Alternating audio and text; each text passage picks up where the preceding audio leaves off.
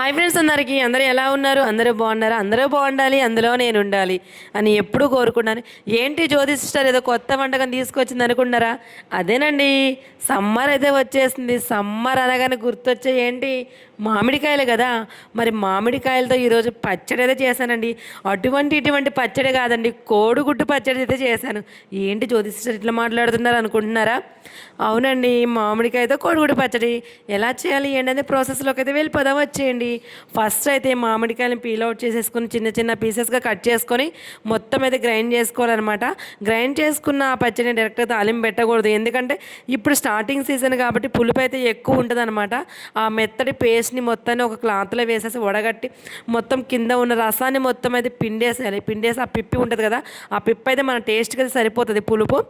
ఆ పిప్పిలోకి తర్వాత మళ్ళీ ఎండుమిర్చి అయితే తీసుకోవాలి, తగినని మన కారం తగ్గట్టుగా ఎండుమిర్చి తీసేసుకొని ఎండుమిర్చి మంచిగా పేస్ట్ చేసుకోవాలి. ఎండుమిర్చి డైరెక్ట్గా అంత మెత్తగా అయితే పేస్ట్ అవుతుంది మిక్సీలో, తక్కువ తీసుకుంటాం కాబట్టి మళ్ళీ కొంచెం మామిడికాయ పేస్ట్ ఉంది కదా, అది తురుము అది కొంచెం వేసేసి మళ్ళీ వేస్తే మెత్తగా అవుతుంది అనమాట ఎండుమిర్చి. ఇంకా ఎండుమిర్చి ఆ పేస్ట్ కూడా ఈ మామిడికాయ పేస్ట్లో వేసేసి మొత్తం మిక్సీ చేసేయాలి. కొంచెం ఉప్పు పసుపు అయితే వేసుకోవాలి. తర్వాత బాణీ పెట్టుకొని అందులో ఆయిల్ ఎక్కువ పోపు దినుసులు అయితే వేసుకోవాలి. తాలింపులు జీలకర్ర వేసుకోవాలన్నమాట. తర్వాత కొంచెం ఎండుమిర్చి కూడా వేసుకోవాలి, గిల్లేసి వేసుకోవాలి.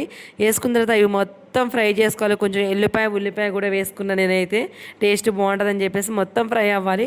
మంచిగా ఆయిల్ అయితే మంచిగా ఉండాలన్నమాట. ఫ్రై అయిన తర్వాత అందులో కొంచెం సాల్ట్, కొంచెం పసుపు సాల్ట్ అయితే వేసుకోవాలి. వేసుకున్న తర్వాత అది కొంచెం ఫ్రై అవ్వాలి. ఫ్రై అయిన తర్వాత నా దగ్గర అయితే ప్రజెంట్ కరివేపాకు అయితే లేదు, అదైతే మిస్ అయిపోయింది. కరివేపాకు అయితే వేయలేదన్నమాట. ఫ్రై అయిన తర్వాత అందులో కోడిగుడ్లు అయితే మేము నలుగురు కాబట్టి 4 కోడిగుడ్లు అయితే కొట్టానమాట. 4 కోడిగుడ్లు కొట్టి పోసి కాసేపు అలా ఒక్క 1 మినిట్ అట్లా ఉంచేస్తే మంచిగా స్ట్రాంగ్ అవుద్ది అనమాట కింద పాటు మొత్తం ఎగ్ది. తర్వాత మళ్ళీ కచ్చాబెచ్చ మొత్తం చిదివేయాలన్నమాట. ఎగ్ ఫ్రై చేస్తాం కదా, గుడ్డు పొడుము చేస్తాం కదా, అట్లయితే చేసేయాలి. అలా చేసేసిన తర్వాత మొత్తం కలిపేసిన తర్వాత మళ్ళీ ఈ పేస్ట్ అయితే ఏదైతే ఉందో మనం మిక్సీ పట్టుకున్న పేస్టు అందులో కొంచెం ఉప్పు, కొంచెం పసుపు, మళ్ళీ పసుపు అయితే వేయాలి. వేసి మొత్తానికైతే తాలింపు అయితే పెట్టేసి మొత్తం కలదిప్పుకోవాలి ఫ్రెండ్స్. కలదిప్పుకున్న తర్వాత గ్యాస్ అయితే సిమ్లో పెట్టుకోవాలి. చూస్తున్నారు కదా, గ్యాస్ సిమ్లో పెట్టుకొని ఆ పచ్చి వాసన అయితే ఏదైతే ఉందో మామిడికాయది, ఆ పచ్చి వాసన పోయే వరకు మనం జాగ్రత్తగా సిమ్లోనే కొంచెం అలా కుక్ చేసుకోండి. లైట్గా హెవీగా కుక్ చేస్తే వాటర్ వచ్చేస్తాయి ఫ్రెండ్స్. హెవీగా అయితే కుక్ చేయకూడదు, లైట్గా అలా కుక్ చేసుకోవాలన్నమాట. తిప్పుకుంటూ చూసుకుంటూ చాలా జాగ్రత్తగా చూసుకుంటూ చేసేసుకోవాలి. ఇంకెందుకు ఆలస్యం, రెడీ అయిపోయింది మన కోడిగుడ్డు పచ్చడి.